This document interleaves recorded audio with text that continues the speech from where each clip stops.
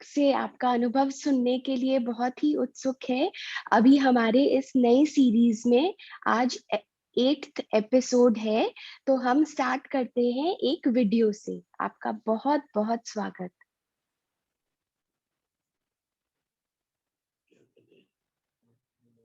प्यार दिया साकार भी जो आता है याद हमको, तेरे पत्र की मीठी याद है जो, तेरे पत्र की मीठी याद है जो तड़पाती है दिल को, तड़पाती है दिल को।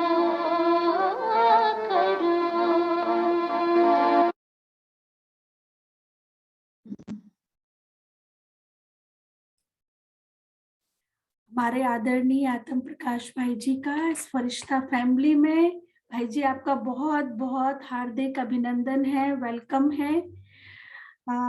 भाई जी का मैं थोड़ा सा संक्षिप्त में परिचय देना चाहूंगी कि भाई जी जो हैं, जानकी दादी जी ने आपको निकाला, जानकी दादी की पालना में पले बड़े, और पटियाला में आप पढ़ते थे और वहां से अंबाला जाते थे सेवा करने के लिए।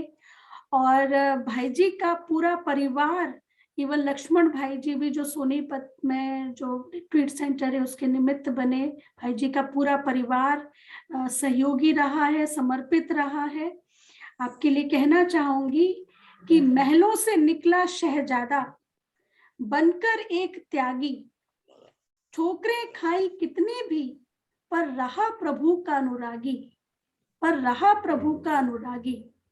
परीक्षाओं के थपेड़े कितने भी हुए बलवान, परीक्षाओं के थपेड़े कितने भी हुए बलवान, एक बल एक भरोसे के आगे नतमस्तक था हर एक तूफान, हर एक तूफान।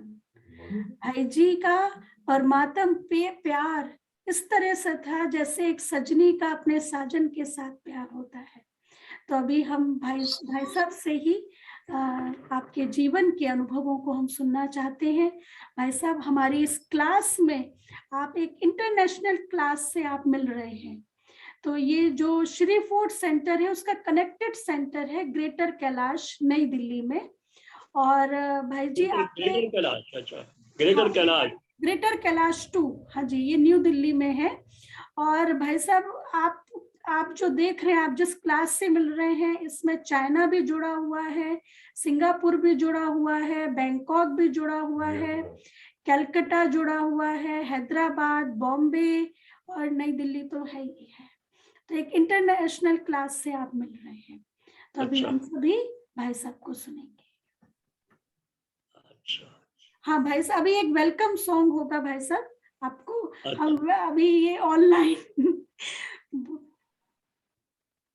वाणी से स्वागत लाए संकल्पों के हार, के आप आए हमारे द्वार, के आप आए हमारे द्वार। नैनों से स्वागत, वाणी से स्वागत लाए संकल्पों के हार, के आप आए हमारे द्वार, के आप आए हमारे द्वार।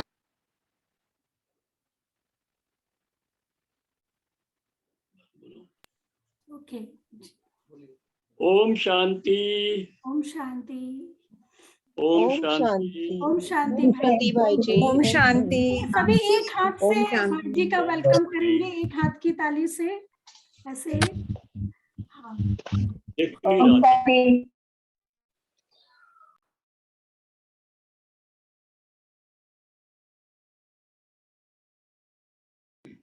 भाई जी एक बार अनम्यूट कीजिएगा। भाई जी आपको अनम्यूट करना है एक बार।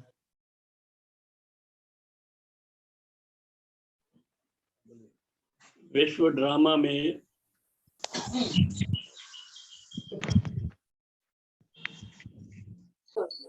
भी धर्म है, लगभग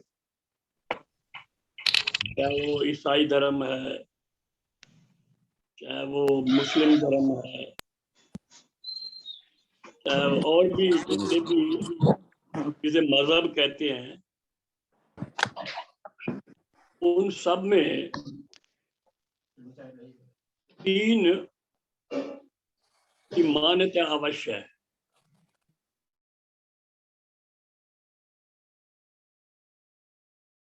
भाई जी हमने वो सेंटर के लिए किया है। भाई जी आपका वीडियो धर्मों में जितने भी मजहब है ना ये दुनिया में सारे, चाहे ईसाई धर्म है, चाहे मुसलमान धर्म है, देखो हो रहा ठीक ना, चाहे और भी कितने भी धर्म हैं, उनमें 3 हस्तियों को अवश्य रिगार्ड देते हैं, मानते हैं। एक जैसे हम ईश्वर को, भगवान को, आप शिव, आप तो हम शिव कहते हैं, हमारा बाबा शिव है, और मुस्लिम लोग अल्लाह को, और क्रिश्चियन लोग गॉड को, सब रेस्पेक्ट देते। साथ साथ वो 2 हस्तियां और भी हैं, एडम एंड ईव, आदम और बीबी, और हम कहते हैं प्रजापिता ब्रह्मा और सरस्वती। ये इनको भी वो रिगार्ड देते हैं, उनको भी मानते हैं वो, और सब चीजों को ना माने हमारे जो और श्री कृष्ण है, श्री राम है, ये है, कई हमारे देवी देवता है, परंतु एडम एंड ईव, आदम और बीबी, और प्रजापिता ब्रह्मा और सरस्वती, और धर्मों वाले भी किसी ना किसी रूप में इनको अवश्य रिगार्ड देते हैं। यानी हम सब कहते हैं भाई ब्रह्मा ने, एडम ने सृष्टि रची, ये भी लोग मानते हैं, मशहूर है ये। तो वो तो भिन्न भिन्न कहानियां बताते हैं कैसे रची, क्या किया, और हमारे शास्त्र भरे पड़े हैं ब्रह्मा के बारे में, कई कहानियां। जब कोई समस्या हल ना हो तो ब्रह्मा के पास जाते हैं, ऐसे बहुत कहानियां हैं। यानी बहुत बड़ी हस्ती है आदम और बीबी और ब्रह्मा और सरस्वती, आदि देव और आदि देवी मानते हैं ज्ञानी लोग और भी।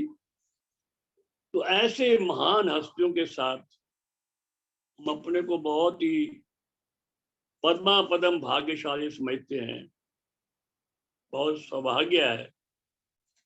उनके साथ हमें 1957 से लेकर के 69 तक, अंत तक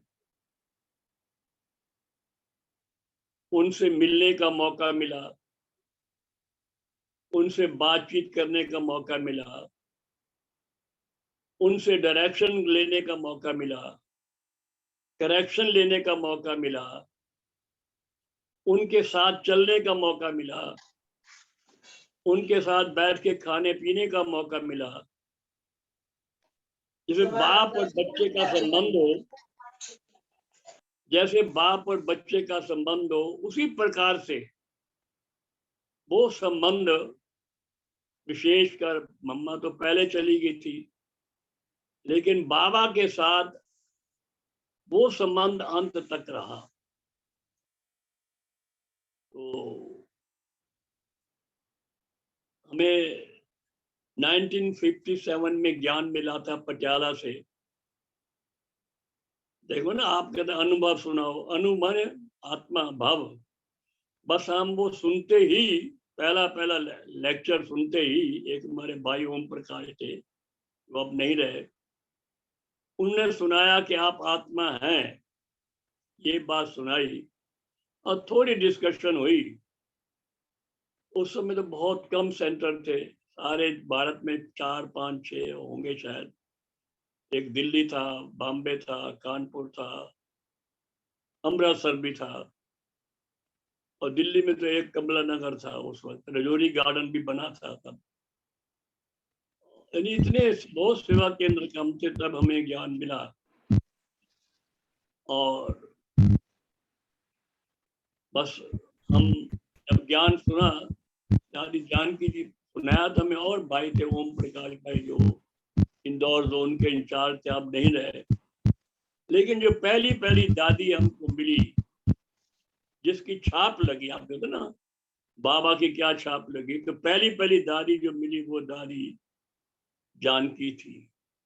उनकी त्याग, उनकी तपस्या, उनकी समर्पणमयता, उनकी सादगी, उनकी सिंपलिसिटी और इजीनेस ऐसी लगी जैसे कि मैंने अभी तक देखी नहीं। बहुत सिंपल दादी थी वो। हम भी सिंपल थे तो वो छाप लग गई सिंपलिसिटी की और सादगी की। ज्ञान तो है ही। उसके बाद हम इस ज्ञान में चल पड़े। तो कुछ दिन हुए थे अभी, तो ज्ञान बड़ा अच्छा लगा। आत्मा का, परमात्मा का, शिव परमात्मा, ये बड़ी बात है मेरे लिए। हम कितनों को याद है, छोटी बचपन में एक टांग पर खड़े होकर के मंदिर में जाते थे, भाई ध्रुव की तरह हम भी तपस्या करें, हमें साक्षात्कार हो, ऐसा याद है बचपन में। परमात्मा कौन है, जब ये चीज पता लगा, शिव ही परमात्मा है, आत्मा क्या है, परमात्मा क्या है, सृष्टि चक्कर क्या है, राम कौन है, कृष्ण, सारी बातें जो ज्ञान की समझ लगी, जो हमने पहले सुनी हुई थी, एकदम जैसे रिवील हो गया। और ऐसे लगे जैसे सब चीज पहले मैंने सुनी हुई है, रिवील होता गया। बहुत खुशी हुई, बहुत आनंद आया, बड़ा मजा आया। हम तो ज्ञान से आए, किसी के प्रेम प्यार से इस ज्ञान में नहीं चले। ज्ञान इतना अच्छा लगा, इतना वंडरफुल ज्ञान है, आप बताएं आपको। वंडरफुल ज्ञान है, इंटरेस्टिंग है, और साइंटिफिक है, रीजनेबल है ये ज्ञान। इस ज्ञान को सुन करके पूछा उस भाई से, भाई आपने ये ज्ञान मिला, कहाँ से मिला आपको?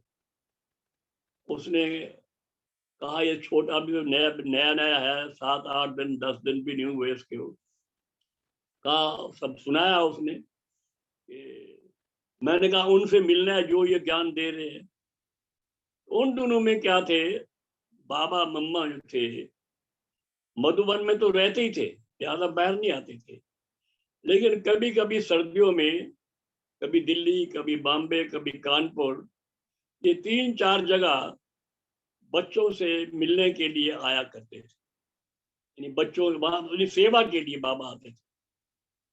उन दोनों में बाबा जो थे, बाबा मम्मा दोनों, रजौरी गार्डन में एफ ना डी कुछ नंबर था, वो D51 ऐसा कोई नंबर था, D4 ऐसा, वहां आए हुए थे। तो हमने कहा हम तो मिलने जाएंगे। तो उन्होंने कहा अभी नया नया तो है, वहां क्या गुल खिलाएगा। तो उन्होंने फिर हमें भेज ही दिया। हम बाबा के पास आए, बहुत रात्रि के समय पर पहुंचे वहां। नई पहली बार दिल्ली आना हुआ था। तो जब सुबह हम, वो तो बात लंबी है, तो सुबह हम जब बाबा से मिले, बाबा क्लास के बाद बाबा ने हमें बुलाया। बाबा मम्मा दोनों बैठे थे। पहला पहला इम्प्रेशन, बाबा और मम्मा दोनों गद्दी पर बैठे थे, गद्दी नीचे होती है जब वो। और हम जब सामने आए तो एक ब्राह्मणी थी लीला, जो कि अभी तो नहीं रही है वो, उन्होंने मिलाया, कहा कि ये बाबा पटियाला से आया है, नाम बताया आत्म प्रकाश। तो बाबा ने दृष्टि दी और मेरे आंसू बह रहे थे। तो मैं एकदम बाबा की गोद में चला गया। बाबा ने कहा अब तो मिल लिए ना, पहुंच गए ना। तो हाल चाल पूछा कि क्या पता तो था बाबा को। बाबा ने पहला पहला वरदान दिया, आप भी सुन के आश्चर्य खाएंगे, क्या वरदान।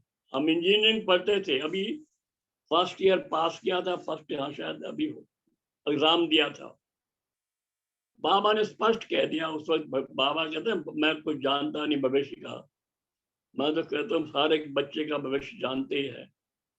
बाबा ने कहा बच्चे, विनाश तो सामने खड़ा है। तब भी लगता था विनाश, क्यों? उस वक्त ब्रिटेन और मिस्र की वो नहर सुएज का झगड़ा था, बहुत मारा, बहुत वो झगड़ा चल रहा था। कभी भी कुछ हो जाए, कुछ नहीं कह सकते। तो विनाश सामने खड़ा है, इतने साल पढ़ेंगे, ये पढ़ाई कोई तुम्हारे काम आने वाली नहीं है। भगवानोवाच, बाबा ने कहा बच्चे ये पढ़ाई कोई काम आने वाली नहीं। मैंने कहा ठीक है। बाबा से मिले, मम्मा से मिले, बड़ी गोद ली, बड़ी खुशी हुई। और तब हम वापस आए अपने पटियाला में। तो बाबा को हमने पहला एक लेटर, जिसे प्रेम पत्र कहते हैं, पहला लेटर लिखा इंग्लिश में। बड़ा, उस वक्त तो कंप्यूटर नहीं थे, बॉर्डर लगाया, बड़ा सुंदर लिख करके इंग्लिश में लिखा। उसका सारांश ये था, मैं वो लेटर बताता, मुझे याद है। As a engineer I was studying in civil engineering. बड़ा वैराग आया जैसे कि बाबा, I don't want to, as a engineer don't want to construct building, but I want design building, but I want to be a stone, a cornerstone of the huge edifice of new world which you are erecting or constructing. Ilika, I don't want to construct roads and highways, but I want to be I want to run on the highway leading to Paramdam, then going to Golden Age. I wrote this letter in English. बाबा ने भी English में जवाब दिया। Red, लाल अक्षर में बाबा लिखते थे, लाल pencil होती थी और कागज पर लिखते थे। बाबा ने जवाब दिया, चाइल्ड बी पेशेंट। जो बाबा ने इंस्ट्रक्शन दी, देखो, be patient, give this knowledge to your को इंजीनियर्स एंड टू योर लौकिक फैमिली। ये बाबा की डायरेक्शन थी। आप जानते हैं जो बाबा ने इंस्ट्रक्शन दी, भले हम और बातें ना, जो बाबा कहता 8 घंटे योग रखो, 4 घंटे योग रखो, वो ना भी हो जाए, लेकिन बाबा ने जो स्थूल इंस्ट्रक्शन दी उसको हम जरूर फॉलो करते थे। तो जब बाबा ने कहा अपने इंजीनियर्स को ज्ञान दो, तो हमने खूब अपने जो को इंजीनियर स्टूडेंट्स थे उनको ज्ञान देना शुरू किया, उनको सुनाना शुरू किया। और अपने लौकिक फैमिली जो फ्रेंड्स थे उनको भी लेटर लिखने शुरू किए कि भगवान आया है, कलयुग जाएगा, सतयुग आएगा, इस प्रकार की बातें लिखी। तो लोग भी आश्चर्य खाए कि इसको क्या हो गया। बड़ा नशा चढ़ गया, बहुत बड़ा मोमेंटम था, बड़ा वो था, एक होश भी था तो जोश भी साथ काफी था। तो कई हमारे स्टूडेंट ज्ञान में आ गए, स्टूडेंट भी आए ज्ञान में, और लौकिक फैमिली वाले ने भी कहा आप आओ, हमें आके सुनाओ। हम इंजीनियरिंग स्टूडेंट हॉस्टल में रहते थे, इतने स्टूडेंट ज्ञान में आया कि हमने अपने कमरे में ही क्लास चालू कर दी।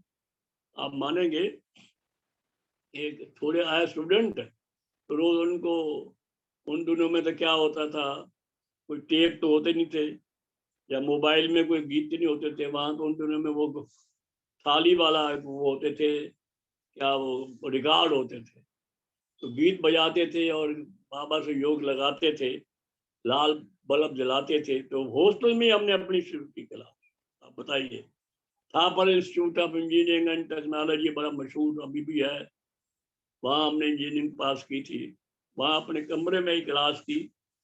तो हमारा वार्डन कहे भाई ये आप यहाँ नहीं कर सकते, तो हमने हॉस्टल छोड़ दिया, क्योंकि भोजन भी हमें अशुद्ध खाना पड़ता था। एक बाहर में रूम ले लिया, तो लेकर के अपनी क्लास शुरू की। और कई स्टूडेंट्स, और कोई, तब हमारी दादी जानकी जी आए थे हमारे पास, वो हम स्टूडेंट्स को देखने के लिए हमारी व्यवस्था ठीक की, और हमें भट्टी योग में बिठा के भट्टी कराई, योग और ज्यादा उसमें इंटरेस्टेड किया। तो तब वो उन दिनों में वो 1957 में दादी जानकी जी आए, और उन्होंने भी बाबा को समाचार दिया कि देखो ये पटियाला के ये स्टूडेंट है इंजीनियरिंग के, ये कितना अच्छा अपनी इस ज्ञान योग को आगे उसमें बढ़ रहे हैं और चल रहे हैं। इस प्रकार से फिर हम ये वहाँ पर पटियाला में फिर हम बड़े फोर्स से चले। पटियाला में सेंटर खुला और फिर उसके बाद वहाँ से चंडीगढ़ सेंटर खुला और नाभा में सेंटर खुला। इस प्रकार से कई सेवा केंद्र वहाँ पर खुले, जिसके निमित्त हम थे और बाबा ने हमको बनाया और एक ओम प्रकाश भाई थे और बने। इस प्रकार से सेवाएं चालू हुई। तो फिर हम बाबा ने दूसरा कहा था कि आप वहाँ जाओ। लौकिक में भी हम आए। फिर जब पहले हमने लौकिक माता जी को ज्ञान दिया, वो तो बिल्कुल फौरन फटाफट ज्ञान में चल पड़े, मान गए, वो सेवा केंद्र में भी रहने लगे। फिर हम अपने गांव में गए, लौकिक पिताजी को ज्ञान दिया। वो भी ज्ञान तो कहें आपका बड़ा अच्छा है, बहुत अच्छा ज्ञान है, बिल्कुल ठीक ज्ञान है, क्योंकि उन्होंने बहुत भक्ति की थी, बहुत कृष्ण के भगत थे। और वो बहुत उनको गांव में, उनको जो शहर में भी भगत कहते थे। ये भगत, वो भागवत पुराण, ये पुराण वो सुनाया करते थे। खेती थी हमारी काफी, 30-40 एकड़, वो भी होती थी। तो जब उनको ज्ञान दिया, वो भी ज्ञान में चलने लग पड़े, माता जी भी चलने लग पड़े और भाई बहन भी चलने लग पड़े। सारा परिवार जो था वो ज्ञान में चलने लगा। तो अब फिर हमने ये किया कि इसी प्रकार से हमारा इंजीनियरिंग पढ़ने का भी कोई वो इंटरेस्ट नहीं रहा। लेकिन बाबा ने कहा बच्चे पढ़ाई तो करनी है, पास तो करना ही है। तो जैसे कैसे हम बताएं आपको, without any study, I tell you clearly, क्योंकि इंटरेस्ट सारा सेवा करने में था। कभी प्रदर्शनी लग रही है, कभी बाबा आ रहे हैं, कभी मम्मा आ रहे हैं, कभी हापुड़ का केस था, कभी कुछ कभी कुछ।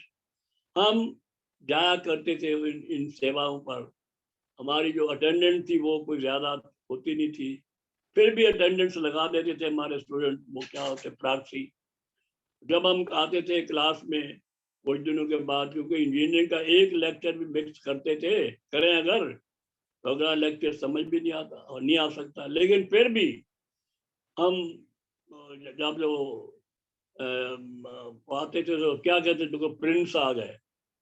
तो हम तो जैसे कैसे करके हमने 4 साल में इंजीनियरिंग पास कर ली, डिग्री हमें मिल गई। तो फिर हम लोग के माता पिता जो ज्ञान में चल पड़े थे, तो उनको लेकर के मधुबन में बाबा से फाइनल इंस्ट्रक्शन लेने के लिए आए कि अब हमें क्या करना है। तो बाबा उस वक्त साकार बाबा थे, मम्मा भी थी, सब थे। तो बाबा ने कहा, मैंने तो कहा था तुम्हें कि आपकी ये स्टडी जिनकी काम आने वाले नहीं है। तो हमको तभी उन दिनों में ही, वो 1960 होगा, 62 होगा शायद, उन दिनों में उन्होंने, बाबा ने हमको कहाँ भेज दिया, दिल्ली में भ्राता जगदीश जी के साथ ऐसे उनकी मदद करने के लिए। क्योंकि हम उर्दू भी जानते थे, हिंदी भी जानते थे, अंग्रेजी भी जानते थे और संस्कृत भी जानते थे। सब इन लैंग्वेज का हमें पता था। तो एक लिटरेचर डिपार्टमेंट में बाबा ने हमको ये भेज दिया। तो इस प्रकार से वहाँ कुछ 3-4 साल सेवा की और ट्रेनिंग भी मिल गई। सारे दिल्ली का कोना कोना भी पता लग गया।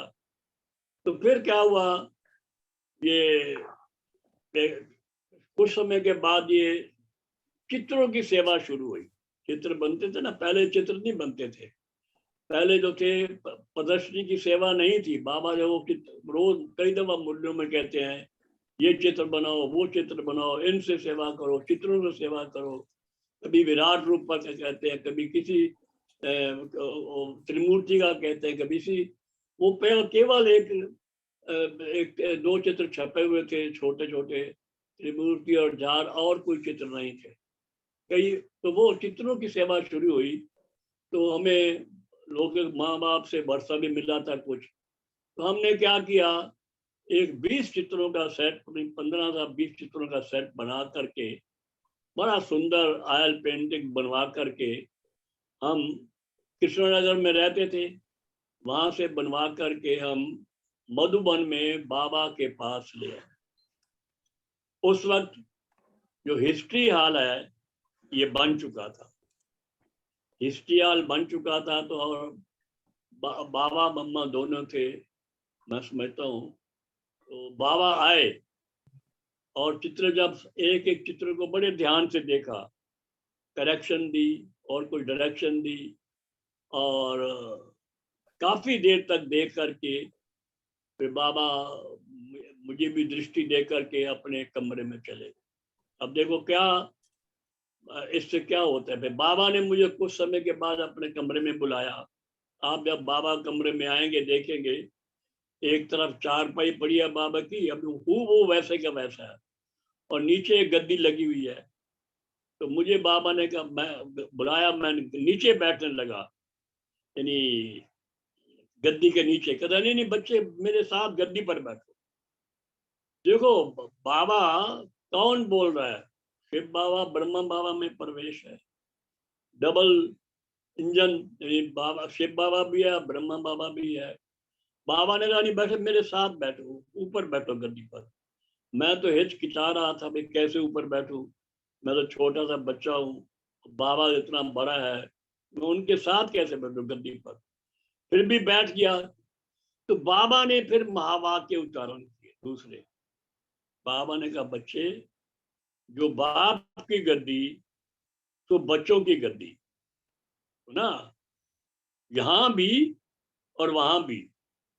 इसका अर्थ क्या है, जो बाप की गद्दी सो बच्चों की गद्दी, यहां भी और वहां भी। यहां माने यहाँ संगम पर भी ये जो बाप का कार्य है वो हम सब कर रहे हैं।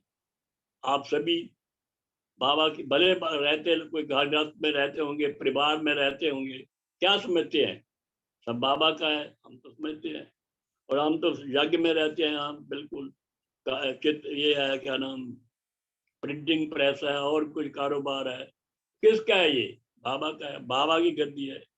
तो बाबा ने तभी एक वरदान दे दिया, जो बाप की गद्दी तो बच्चों की गद्दी, यहाँ भी और वहां भी। और जो यहाँ गद्दी संभालेंगे, तो यहाँ सेंटर संभालेंगे, यहाँ जो बाबा की सेवा करेंगे, तो वहां भी उनको ऊंच पद मिलेगा, गद्दी संभालेंगे। तो ये बाबा ने जो वरदान दिया, जो बाप की गद्दी सो बच्चों की गद्दी, यहाँ भी और वहां भी, इससे बहुत उमंग उत्साह भर दिया बाबा ने, बहुत उमंग भर दिया, उत्साह हो गया, बहुत खुशी हुई, बहुत आनंद आया, बहुत मजा आया। देखो बाबा ने क्या वरदान दे दिया। इसी वरदान को लेकर के हम फिर वापस आए, तो बहुत इसी से बहुत चित्र बने। उन दिनों में कोई ये कंप्यूटर प्रिंटिंग होती थी, हर एक एक चीज हाथ से बनाते थे, आत्मा का, परमात्मा का, सृष्टि चक्र का। एग्जीबिशंस बनी, उसके बाद एग्जीबिशन के बाद फिर वो म्यूजियम बने। आपका जो देखो साउथ एक्सटेंशन का म्यूजियम है, उस वक्त साउथ एक्सटेंशन था, पता नहीं क्या, अब तो फ्री फोर्ट है। पहले ये जो ये जगह थी, ये मेन रोड पर, साउथ एक्सटेंशन मेन रोड पर था, एक बड़ा भारी सेवा केंद्र था, जो कि बना पहले पहले वो दादा गोपाल थे, वो भी दादी भी, क्या वो गीता दीदी है, गीता बहन, हाँ गीता गीता गीता दादी, दीदी है, हाँ शांति, शांति बहन शांति भी थी, दीदी, हाँ जी, और हाँ गोपाल दादा सभी वहां पर थे। वहां पर एक बहुत बड़ा म्यूजियम बना। तो वो बनाने के भी चित्रशाला हमने खोली थी, जब कृष्णनगर में चित्र बन बन के जाते थे और वहां लगाते थे। और बाबा साकार बाबा के दिनों में बना।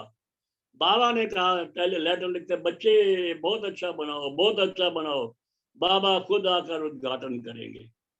और बाबा कोई प्रदर्शनी करते थे।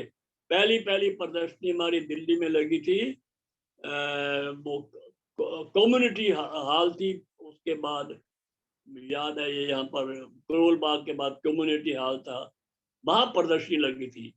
बाबा हर बार लिखते थे बच्चे ये ऐसा बड़ी अच्छी बनाओ, बहुत अच्छा बनाओ, बाबा खुद आएंगे उद्घाटन करेंगे, लेकिन बाबा कभी आया नहीं। एक बार बाबा ने प्रदर्शनी देखी थी शायद कम्युनिटी हॉल में, जब आए हुए थे वहां पर। तो इस प्रकार से बाबा बहुत उमंग उत्साह दिलाते थे। तो हमें जो बाबा ने कार्य क्षेत्र उमंग उत्साह दिया कि बाप की गद्दी से बच्चों की गद्दी, उससे बहुत बहुत प्रदर्शनियां बनी, म्यूजियम बने, बड़े बड़े मेले बने, जगह जगह मेले हुए। उन मेले बने आध्यात्मिक मेले, रामलीला मैदान में मेला हुआ, और भी कई जगह, बीकानेर में हुआ, वहां हुआ, स्थान जयपुर में हुआ, जयपुर म्यूजियम बना। इस प्रकार से ये चित्रों का कार्य जो था, बाबा ने हमको ये सौंपा, तो वो हम करते रहे, और वो काफी इससे उन दिनों की बात है। अब तो खैर एक 15 मिनट में चित्र बन जाता है, आजकल तो कंप्यूटर और क्या बहुत कुछ हो गया है, फ्लैक्स प्रिंटिंग हो गया, बहुत कुछ जो मर्जी बनाओ बना सकते हैं। उन दिनों तो एक एक चीज को हाथ से प्लाईवुड को रंग करके, ये करके, उस करके वो बनाए जाते थे, चित्र बनते थे, और उससे म्यूजियम बनते थे। बहुत म्यूजियम बने, देखो बहुत प्रदर्शनियां बनी, पहलगाम तक प्रदर्शनी गई। पहले बाबा ने कहा प्रदर्शनियां लगाओ, कहाँ पर, उस पर हिल स्टेशन पर नैनीताल लगाई, पहलगाम लगाई, शिमला लगाई, काठमांडू का अपना, काठमांडू ये ऊटाकमंड, सब जगह ये प्रदर्शनियां, इससे सेवा का साधन बन गया। और वो सेवा के साधन के लिए बाबा ने हमको थोड़ा निमित्त बनाया, वो सेवा कराई। तो बड़ी खुशी होती है कि उन दिनों में ये सेवा हम करते थे, और खूब भाग दौड़ की, बहुत यंग एज थी, बहुत खूब वो किया। और ऐसा भी नहीं था कि पैसा भी बहुत कम था, अब तो ढेर जग में पैसा है, खर्च कर सकते हैं। उस वक्त इतना खर्चा भी नहीं कर सकते थे, तो कम दाम में, कम उससे हम ये कार्य कराते थे बाबा का, और बहुत सेवा है। इससे बड़ी खुशी होती है कि हमारा पार्ट ये इस कार्य में लगा। कितने तक चल रहा है? अच्छा, उसके बाद फिर क्या हुआ कि हमारा जो सेंटर कृष्ण नगर में था, उसके बाद फिर हमारे भ्राता जगदीश जी, उनके साथ भी हम मदद करते थे, कार्य करते थे। ये उन दिनों में फॉरेन जाना इन्होंने शुरू किया, कभी साउथ ईस्ट एशिया में जा रहे हैं, कभी कहीं जा रहे हैं, कभी कहीं जा रहे हैं, कभी कहीं जा रहे हैं। तो मीटिंग हुई थी मधुबन में कि ये लिटरेचर डिपार्टमेंट जो है ये कैसे चलेगा, क्योंकि ये तो बेहतर नहीं। फिर हमने ऑफर किया कि हम ये भी कार्य करेंगे। तो तभी से जो है वो लिटरेचर डिपार्टमेंट जो था वो कृष्णनगर में आ गया, वहाँ दिल्ली से। उस वक्त तो एक मकान लिया, वो किया, सब कुछ हुआ। तो प्रिंटिंग प्रेस वहाँ लगाई, एक मशीन लगाई हमने, हम लोग प्रिंटिंग शुरू हुई, प्रिंटिंग कराते रहे और चलते रहे।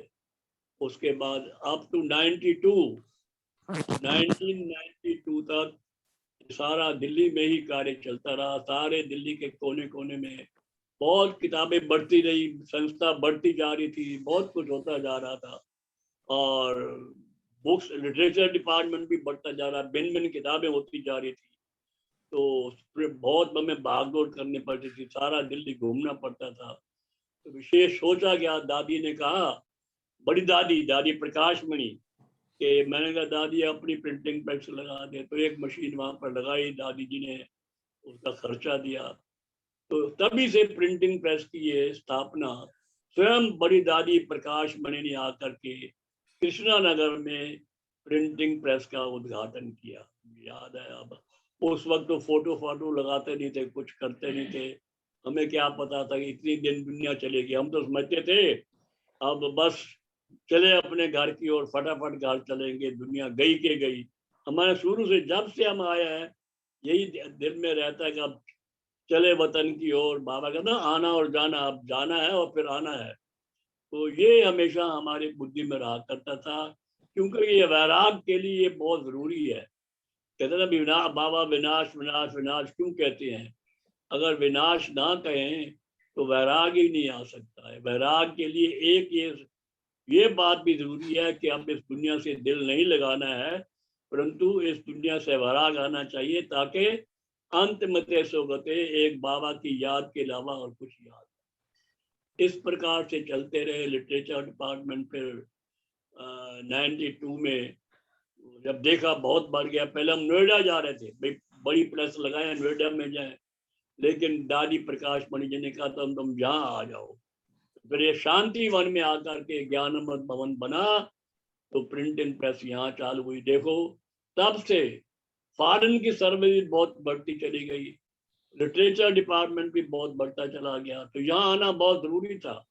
उन शुरू में तो इतनी कॉन्फ्रेंसेस होनी शुरू हुई। तब से हमारा ओम शांति भवन जो बना ऊपर, वहाँ हाल बना था ओम शांति हाल, वहाँ कॉन्फ्रेंसेस होनी शुरू हुई, बहुत कुछ हुआ।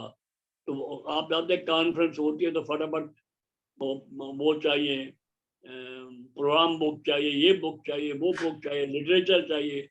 तो बाबा ने पहले ही प्रिंटिंग प्रेस को ये ओम शांति वन में नीचे खुलवा दिया, जिससे क्या ये कार्य भी सहज हो गया।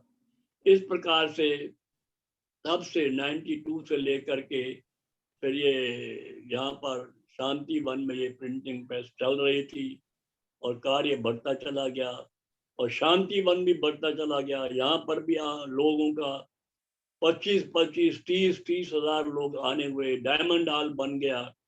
तो फिर हमें कहा गया कि हम इस प्रिंटिंग प्रेस को किसी और जगह ले जाएं। फिर अभी प्रिंटिंग प्रेस जो है नदी के किनारे पर 5-6 बीघे नहीं 15,000 गज में ये प्रिंटिंग प्रेस बना हुआ है, जहाँ पर सब प्रकार की प्रिंटिंग होती है। शिव बाबा के जो हमारा ईश्वरीय विश्वविद्यालय है, सब बुक्स, किताबें, लिटरेचर, पर्चे, हैंडबिल, फोल्डर, सब प्रकार की चीज़ें छपती हैं, जो कि हमारे भाई बहन भी आके छपवाते हैं। अपने यहाँ के हेड क्वार्टर की भी छपती है, विंग्स बन गए कितने सारे, उन विंग्स की भी छपती हैं। सारा कार्य जो है ये यहाँ पर बाबा ने अपनी ओम शांति प्रिंटिंग प्रेस में बनवा के रखा। बना दो, लेकिन फिर सब्जी देते हुए मुझे। हाँ जी, तो इस प्रकार से ये कार्य चल रहा है। तो बाबा की ये प्रिंटिंग प्रेस है जो कि चलती रहती है। पहले तो बहुत चलती थी, 12-12 घंटे जब चलती थी। अब क्योंकि कोरोना काल आया है तो भाई बहन भी अब कम आते हैं, प्रिंटिंग थोड़ा कम हो गया है। अब कम से कम 8 घंटे तो डेली प्रिंटिंग प्रेस चल रही है। और हमारी मैगजीन है, पहले एक त्रिमूर्ति निकलती थी, फिर ज्ञान अमृत मैगजीन निकलती है अब भी। तो पहले तो 1 साल तो बंद हुआ जब कोरोना काल में, अब फिर से शुरू हुई है। अब उसकी संख्या जो पहले 3 लाख तक पहुंची थी, 3.25 लाख तक, अब फिर से 2 लाख के करीब हुई है। क्योंकि कोरोना काल में स्टूडेंट भी नहीं आ रहे, अभी तक पता नहीं आ रहे कि नहीं आ रहे, तो कम, अभी भी 2 लाख हमारी ज्ञान अमृत जो है वो मैगजीन वो छपती है और सदा जाती है। और दूसरी मैगजीन है वर्ल्ड रिन्यूअल, वो भी छपती है, वो भी सारे विश्व में जाती है। ये कार्य बाबा ने हमको ये दिया हुआ है, जो कि चल रहा है और आगे बढ़ रहा है।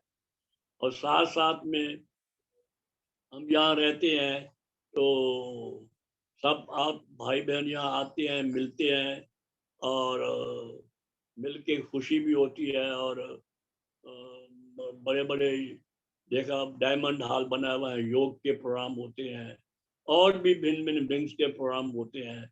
सारा विश्वविद्यालय जो है एक बहुत बड़ी यूनिवर्सिटी के रूप में बन गया है। पहले क्या था, हम जाते जब पहले जब बाबा से पहले मिलने आए थे ना, हम फर्स्ट टाइम जब मिलने आए थे, बाबा की वाणी चली थी, हम बैठे थे, तब वो हिस्ट्री हॉल में नहीं था, केवल ईशु दादी के कमरे के सामने क्लास होती थी। बाबा कहते थे बच्चे यहाँ बहुत बड़े बड़े लोग आएंगे, प्राइम मिनिस्टर भी आएगा, प्रेसिडेंट भी आएगा, और उसके बाद वो धर्म गुरु भी आएंगे, बाहर के फॉरेनर्स भी आएंगे। बहुत बाबा बोलते थे। हम कहते थे पता नहीं अभी तो क्या बैठे हैं देखो। अभी तो कुछ माताएं होती थी, कोई 22, 15, 20, 30 बैठे होंगे सारे। ये कब होगा? देखो जो बाबा ने कहा उस वक्त सब आए, फॉरेनर्स भी आए, देखो कितने दूर दूर से फॉरेनर, बड़े बड़े लोग भी आए, धर्म गुरु भी शंकराचार्य भी आया, सारे वर्ल्ड से लोग आए, भीड़ लगती थी 25, 25, 30। बाबा ने कहा लाइन लगेगी, तो लाइन भी लग गई। यहाँ देखो जब डायमंड हॉल से निकलते थे, निकलने के बाद तो वो एक दूसरे को ढूंढना मुश्किल था, इतनी लंबी लाइन लगती थी। अब भी जब अभी तो कम मैं भोजन करता है, कितनी लंबी लाइन लगती है। तो कहने का मतलब है जो बाबा ने कहा लाइन भी लगी, धर्म गुरु भी आए, प्रेसिडेंट भी आया, प्राइम मिनिस्टर भी आया, सब कुछ आया, सब जो बाबा ने कहा वो सब कुछ हुआ। अब बाबा ने क्या कहा हुआ है पता है कि बाबा ने क्या कहा हुआ है मालूम है? हम बता दें, बाबा ने कहा हुआ, बच्चे जो इन आंखों से आप देखते हो, सुनो, वो देखने में नहीं आएगा, भगवानोवाच होगा जरूर। और जो नहीं देखते हो, गोल्डन एज, इन आंखों से तो नहीं देख रहे ना, तो वो देखने में आएगा। अब वो वक्त बिल्कुल हमें तो निश्चय है, वो वक्त बड़ा नजदीक आता जा रहा है, आता जा रहा है। ये कलयुग कोई बहुत दिन चलने वाला नहीं है। चेंज में टाइम लगता है, क्योंकि सत्युग को त्रेता में भी टाइम लगा होगा, त्रेता को द्वापर में टाइम लगा होगा, द्वापर को कलयुग में टाइम लगा। आप कलयुग का ये संगम युग है, संगम युग को सत्युग में बदलने में भी टाइम तो लगेगा ना। तो हम तो समझते हैं इसी अपने इसी जन्म में वो हम देखें, वो बदले, वो ये दुनिया कब तक चलेगी आप बताओ? कितनी आबादी बढ़ती जा रही है, कितनी आबादी बढ़ती जा रही है, 700 करोड़ है, पता नहीं कितना है। तो इतनी आबादी अगर और 50 साल चल जाए तो क्या हो जाएगा हाल दुनिया का? कीड़े मकोड़े हो जाएंगे ऐसे। उससे पहले ये विनाश, विनाश माने चेंज, परिवर्तन होना बहुत जरूरी है, बहुत जरूरी है। ये तो क्या भगवान ने ऐसी दुनिया रची है? आज क्या कितनी हिंसा है, आप देखो कितनी हिंसा है, इंसान कट रहा है, हैवान कट रहा है, क्या हो रहा है मतलब आज हिंसा कितनी हो रही है। आप देखो, आप किसी को देखो मारते हैं ये लोग, उसको किसको मारते हैं, ये किसी को जानवर को मारते हैं, कितना चिल्लाता है, रोता है, चिल्लाता है, आहें निकालता है। ये जो आहें निकलती है ना दुनिया की, एक गरीब है जिसको खाना नहीं मिलता, उसको रोटी नहीं मिलती, आहें निकल रही है। ये जो है आहें जो है, ये एटमॉस्फेयर को बड़ा वो करती हैं, प्रभावित करती हैं। इसलिए प्रकृति हमारे खिलाफ होती जा रही है। ये जो आए हैं, ये जो बुरी खराब वाइब्रेशन हैं, आए हैं, ये जो वो सारे एटमॉस्फेयर को वो कर रही हैं, पोल्यूशित कर रही हैं। देखो ये वो खराब कर रही है, वाइब्रेशन खराब होते जा रहा है, दुनिया बिगड़ती जा रही है, प्रकृति हमारे खिलाफ होती जाती है। तो क्या होगा? बाबा कहते हैं इसके बाद ये कलयुग बहुत दिन चलने वाला नहीं है। इसके बाद महाविनाश के बाद, तो ऐसे नहीं कि एकदम एक दिन में विनाश हो जाएगा, नहीं नहीं नहीं, इट विल टेक टाइम। एक दिन फिक्स है, इस दिन विनाश होगा नहीं, धीरे धीरे धीरे। अभी देखो कितनी, अभी वो कितना केरल में कितना पानी आया, हो कितने लोग उसमें चले गए, घरों में पानी भर गया। उधर उत्तराखंड में कितना बरसात, कितना पानी आया। ये सब प्रकृति जो हमारे खिलाफ होती जाती है, वो उसकी निशानियां हैं, होगा। और उसमें कभी भी कोई जा सकता है, बाकी अपने शरीर का तो पता ही नहीं कब चले जाए। इसीलिए भाइयों और बहनों, अंत मते सुगते, अभी से हमें, और बाबा क्या कहते हैं, और कुछ नहीं करना है। ज्ञान तो सुन लिया, ज्ञान सुनते भी है, मुरली रोज भी सुनते हैं, ये पुरुषार्थ करना है। बाबा रोज कहते हैं स्वयं को आत्मा समझ, मुझ बाप को याद करो, याद करो, याद करो, ताकि इतनी प्रैक्टिस हो जाए, इतनी प्रैक्टिस हो जाए कि अंत में बाबा बाबा, आज का मेरा बाबा, बाबा बाबा कहते ही ये हमारा अंतिम श्वास निकले। तो जैसी अंत मते होगी सो हमारी गत होगी। सुना भाइयों बहनों, तो ये पुरुषार्थ हमको करना है, याद का बस बाबा बाबा करते चलो, मेरा बाबा मेरा बाबा मेरा बाबा। और बाबा हम जानते हैं कौन है, शिव बाबा भी है, साथ ब्रह्मा बाबा भी है, दोनों का माइंड है, तो दोनों हमारे सामने आते हैं। और इसी की याद में अपना अंतिम तन शरीर छूटे तो वो हमारी अंतिम मति होगी, उससे ही हमारी सदगति होगी, ये हमें पूरा विश्वास है। और हम सब ब्राह्मण इसी कार्य में लगे हुए हैं। ओम शांति, ओम शांति। थैंक यू भाई जी, आपका बहुत बहुत धन्यवाद। तो इस अब बेहद की सेवाओं का अनुभव कराने के लिए और हमें रेडी कराने के लिए अब मैं इनवाइट करती हूँ भावना बहन को, आपको वोट ऑफ थैंक्स देने के लिए। ओम शांति।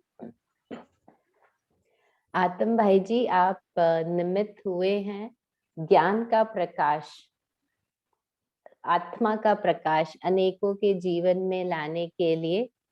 हमें आज पता चला कि जो ये पेंटिंग्स और प्रदर्शनियां, म्यूजियम, इन सबका सोर्स कौन रहा और इसकी हिस्ट्री क्या रही, आज हम सब भाई बहनों को यहाँ पे फरिश्ता फैमिली में पता चला है।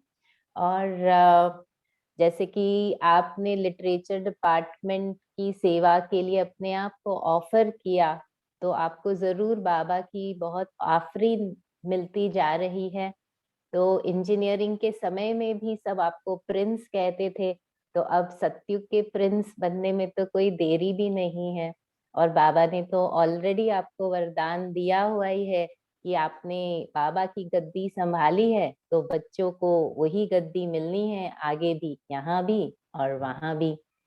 तो आपका इतना बड़ा भाग्य रहा है, पार्ट रहा है इस ड्रामा में, इतनी अनेक अनेक आत्माओं के जीवन में ज्ञान का प्रकाश लाने का। तो हम सब बहुत लाभान्वित हुए हैं आपके अनुभवों को सुनकर। हम उस समय में पहुंच गए थे जब आप बाबा की गोदी में समा गए, आपने उनको पत्र लिखा, एकदम जैसे लग रहा था हम भी साकार बाबा के समय में पहुंच गए हैं। तो सचमुच में आत्म प्रकाश भाई जी, आप कॉर्नर स्टोन हो of the edifice of the new world, एकदम। Thank you so much. पूरे धन्यवाद। फरिश्ता परिवार की ओर से आपका बहुत बहुत बहुत धन्यवाद। भाई जी आपका बहुत बहुत थैंक्स। आप इसी तरह आते रहिए और हम सभी को बाबा के, साकार बाबा के साथ के अनुभवों से लाभान्वित करते रहिए। आप इस ईश्वरीय पथ पर, आप जब से आपने इस ईश्वरीय पथ पर कदम रखा, तब से भगवान को प्रत्यक्ष करने की आपने धुन लगा दी और प्रभु प्रत्यक्षता के लिए हर आराम को आपने विराम दे दिया। और जो आपने एग्जीबिशंस की शुरुआत की, चाहे ज्ञान अमृत हमारे पास में पहुंचती है, हम सभी पढ़ते हैं उसको, बड़ी अच्छी लगती है, तो उसके लिए भी आपका बहुत बहुत थैंक्स। आपने हम सब तक वो आप पहुंचाते रहते हैं। अभी भाई जी एक गीत बजेगा और आप हम सभी भाई बहनों को दृष्टि देंगे। ठीक है जी। तूने प्यार दिया सभी बाबा की याद में बैठे। प्यार में जो हार